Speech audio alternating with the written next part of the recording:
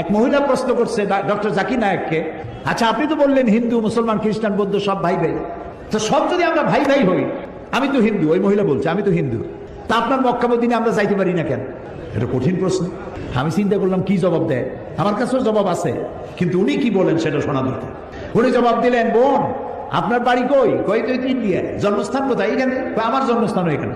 আচ্ছা বোন আপনি কি জানেন যে ইন্ডিয়ায় এমন এমন জায়গা আছে যেখানে এখানে জন্মগ্রহণ করার পরেও সে জায়গায় আপনি আর আমি যাইতে পারি না, এরকম জায়গার নাম জানেন?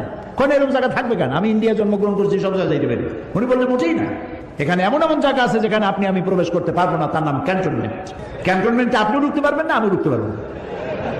ক্যান্টনমেন্টে ঢুকবে যারা নিরাপত্তার দায়িত্বে, দেশ রক্ষার দায়িত্বে যারা আছে, যে কোনো মুহূর্তে ডাক দিয়ে পড়ে জান দেওয়ার জন্য, রক্ত দেওয়ার জন্য, জীবন দেওয়ার জন্য ঝাঁপায় পড়বে, সেসব সেনাবাহিনীর জন্যই ক্যান্টনমেন্ট তৈরি করা হয়।